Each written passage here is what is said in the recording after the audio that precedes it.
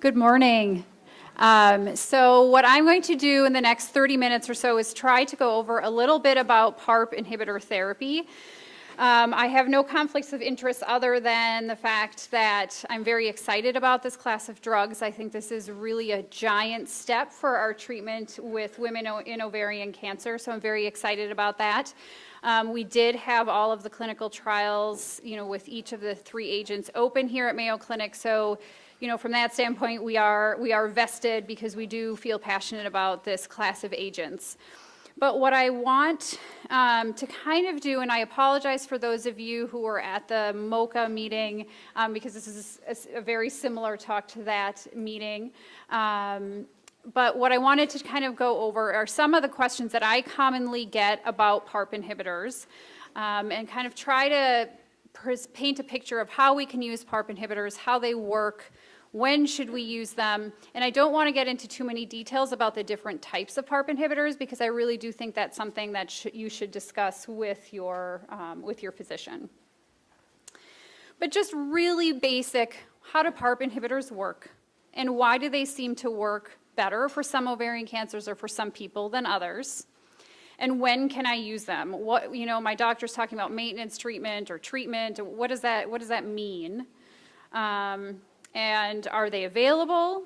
What are some of the common side effects? And how do I know if it might be beneficial for me? So very briefly, how do PARP inhibitors work? So PARP is a protein that is involved in repairing DNA. So all of the cells in your body, and especially cancer cells, because they are dividing rapidly, have to repair damaged DNA because during this whole process there's a lot of cellular stress and the DNA gets damaged. And so PARP is a protein that helps the DNA repair itself. So if there's a lot of PARP around, the DNA can be repaired and the cell can survive and go on.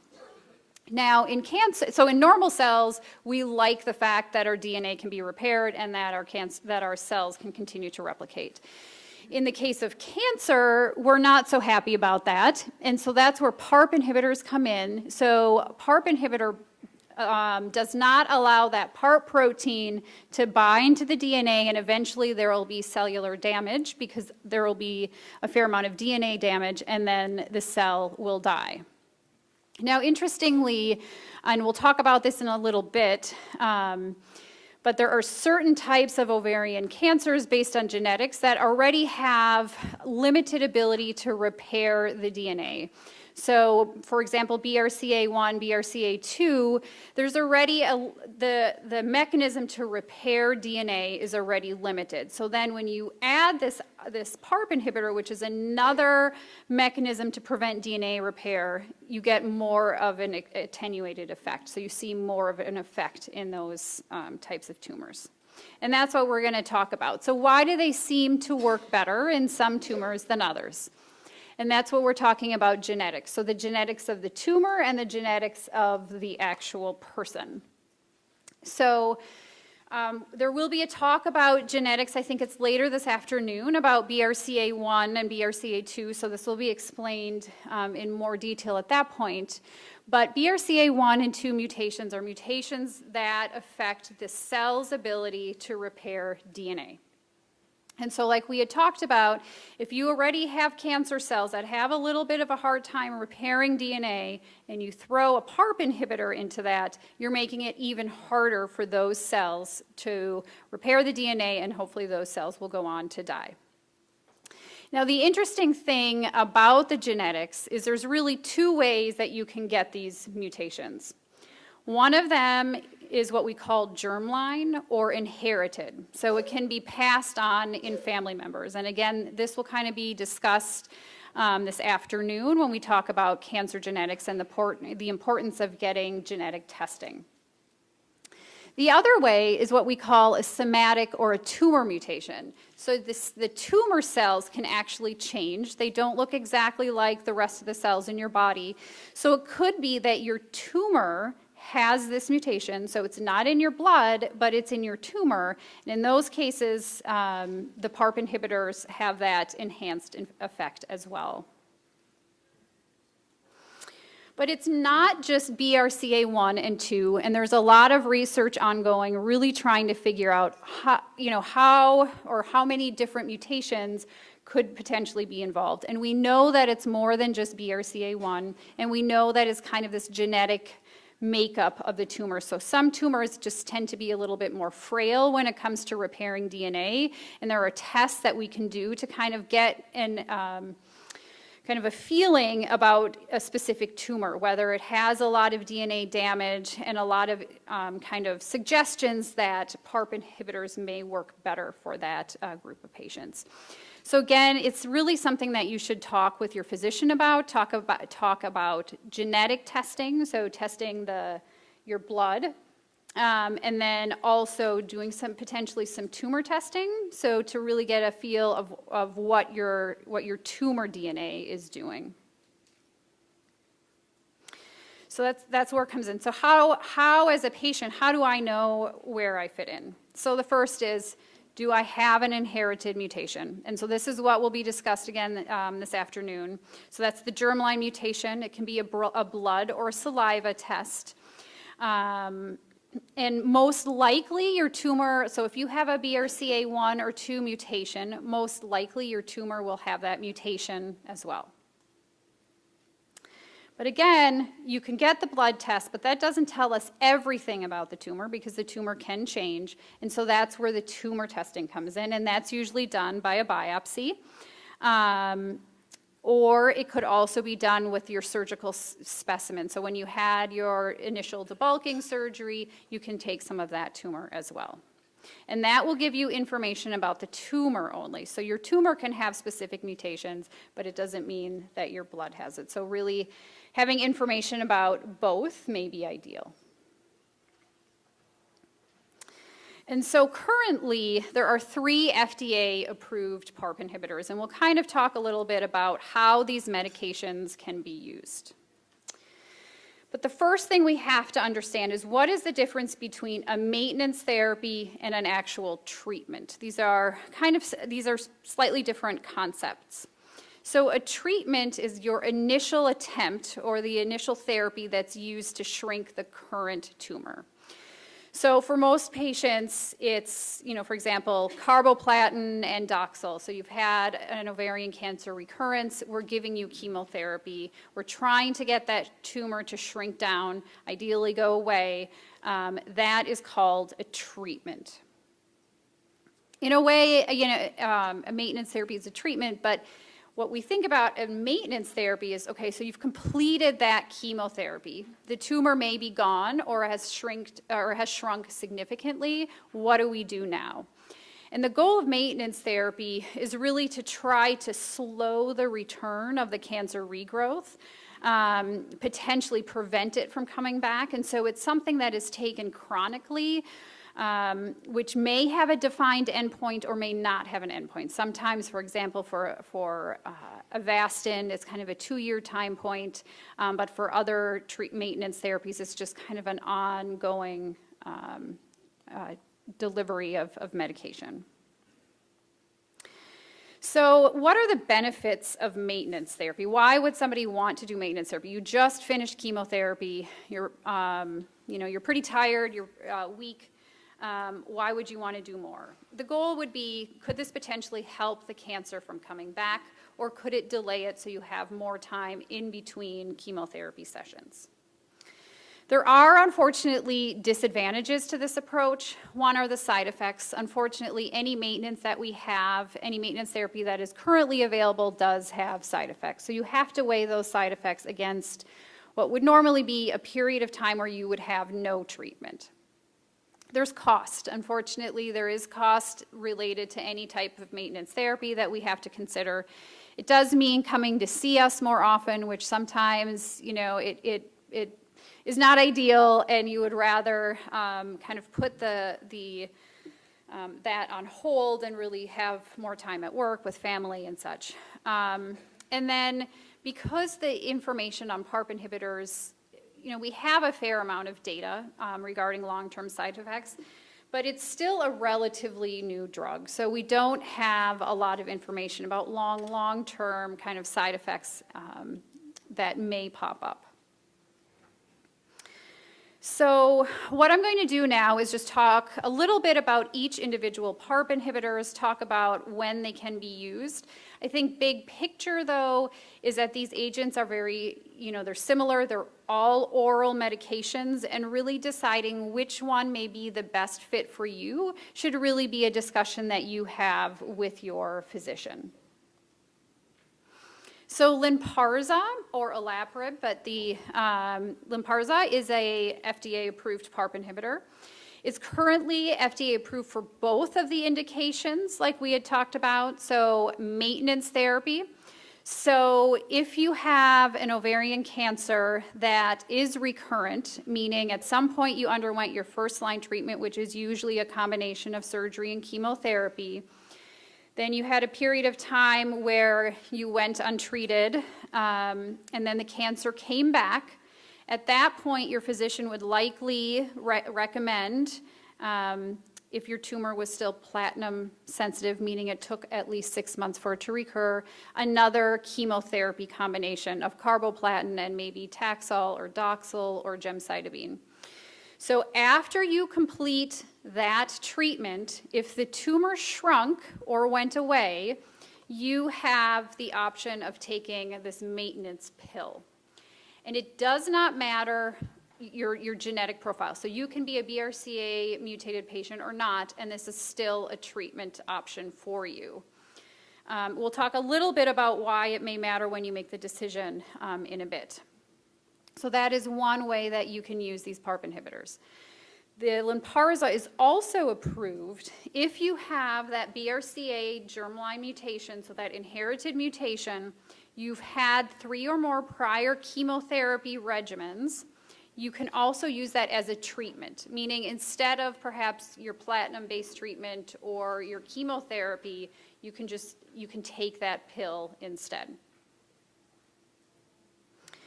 So the most common side effects, what I did for the side effects, because as you're all aware, everybody responds to drugs differently. Everybody's side effects are going to be a little bit different. I just pulled the top that were listed in the clinical trials for each one. So for most PARP inhibitors, there is a little bit of nausea that's involved with these medications. Oftentimes, it improves with time. So the nausea may be most pronounced in the first month, but as you continue the therapy, it seems to get better. There are also mechanisms where we can dose reduce the medications to make sure that the side effects are tolerable and acceptable. Fatigue, unfortunately, is also a big one, and asthenia is just kind of this overall sense of weakness, which can occur with these medications. A low red blood cell count, so that's something that you may notice as fatigue, but does require blood tests. So while you are on these medications, you do have to come in for blood tests just to monitor your blood counts. There can be some vomiting, some diarrhea, some aches, and low neutrophil counts. Rubraca is another PARP inhibitor that is FDA approved. This also has that same first indication for maintenance therapy. So your cancer has recurred. You've been treated with a platinum, with that carboplatin. The cancer has shrunk at least somewhat. You can then take this as a daily medication. Again, it is regardless of the genetic changes in your blood or the tumor. So for maintenance therapy, it can be any woman where we still see that the tumor has some sort of response to that carboplatin chemotherapy. It is also FDA approved as a treatment, so just like the Lynparza that we had talked about. But this one is a little bit different in the sense that your tumor can have that BRCA mutation as well. And so as long as the tumor, so either through your blood test or through a tumor test, there is evidence of a BRCA mutation, this would be an option for you, and is currently FDA approved for 2 or more prior therapies. Side effects, as you will see, when we look at the lists of side effects, they are pretty similar amongst the different drugs. The percentage changes a little bit, so a patient may be more likely to get one or the other depending on which drug, but the overall flavor of the side effects are very similar. So again, nausea, fatigue, weakness, some vomiting, low red blood cell counts, some changes in bowels in terms of constipation, some decreased appetite. So Zejula is the last one that of the three that are FDA approved. So this is also approved for a maintenance therapy. So again, all three of these drugs have the same indication for maintenance therapy. And then they're currently undergoing review for the treatment of ovarian cancer. When we look at the side effects, again, same flavor, some nausea, low red blood cell counts, low platelet counts seems to be prevalent with this. Some fatigue, constipation, low neutrophil count, and headaches seem to be common with this drug.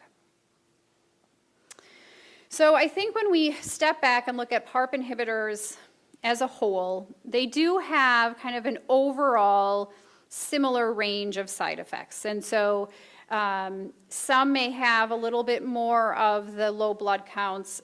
One may have a little bit more in terms of nausea, vomiting. And so those little details really, I think, are best discussed with your physician and really understanding how you've done with your chemotherapy before. Was blood counts a really big issue with your treatment before, or was it more nausea? So that you can kind of see which may be the best fit for you.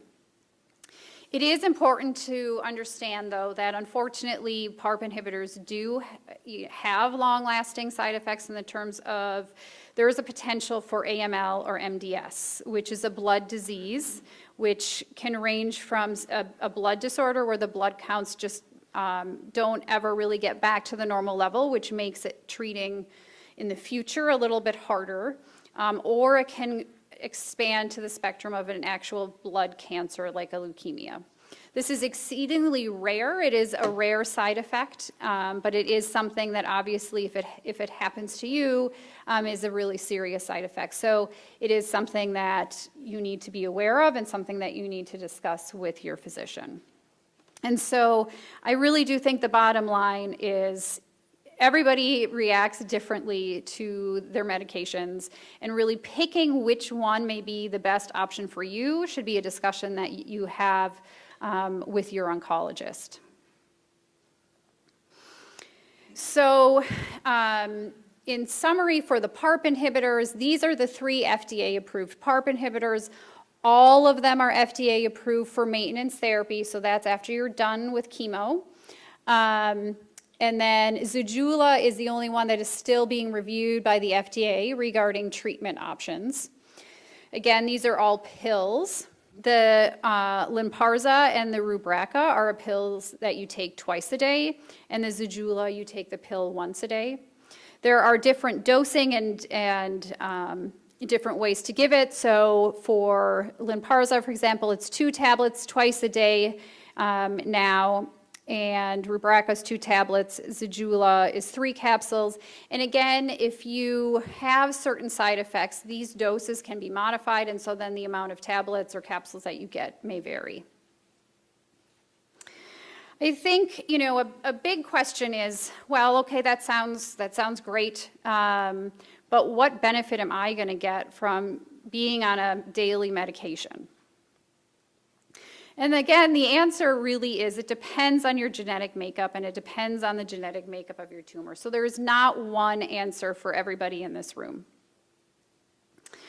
We do know that if your tumor or you have that germline BRCA mutation, you are most likely to see the biggest benefit.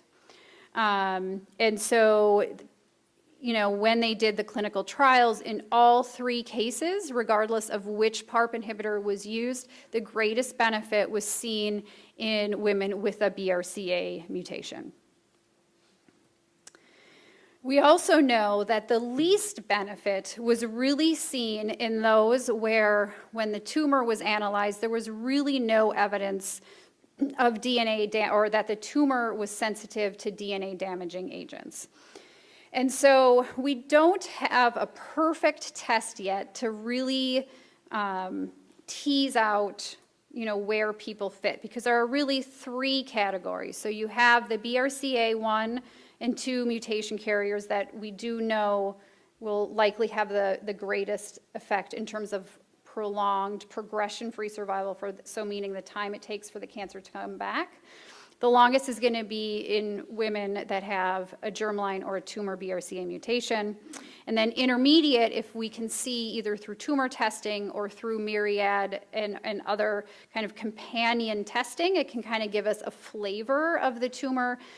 And so if the flavor of the tumor is, yes, there seems to be some significant kind of DNA damage in this tumor, you may fall in the middle. The problem is that test is not perfect. And so, we can tease out the BRCAs pretty well, but the threshold for the other is a little bit more gray.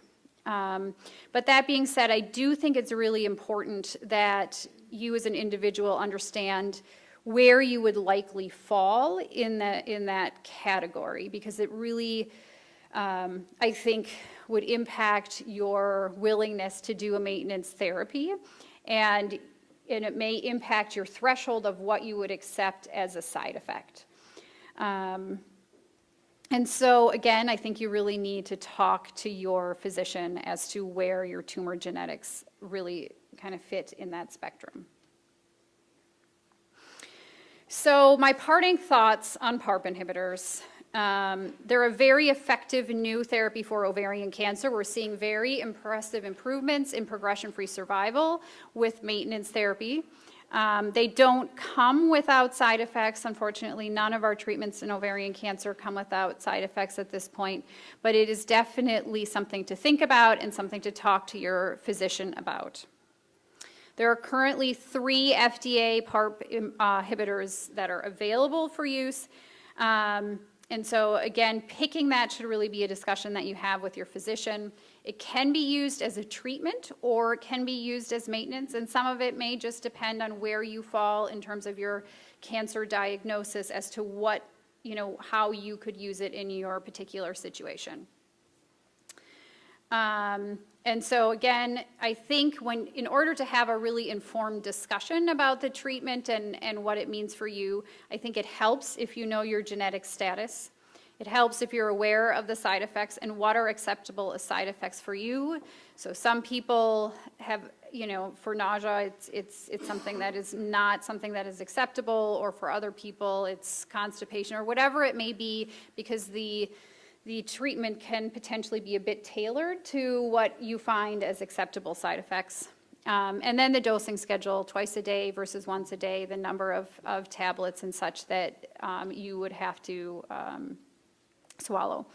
The other parting thought about PARP inhibitors is that, this is a somewhat newer field, but there is continued interest in how best we can use those, and we really do think that potentially it may not be using them alone, but using them in combination with either immunotherapy, chemotherapy, or targeted agents. And so there's a lot of interest in trying to figure out how we can make all of the ovarian cancers kind of have that profile of DNA frailty. So maybe your tumor doesn't have a DNA mutation or a BRCA1 or 2 mutation, doesn't fit that profile, but maybe we can give you a second drug that will make your tumor much more sensitive to the PARP inhibitors. And so there's a lot of interest in combining the PARP inhibitors, and there's a lot of clinical trials that are looking at combining PARP inhibitors.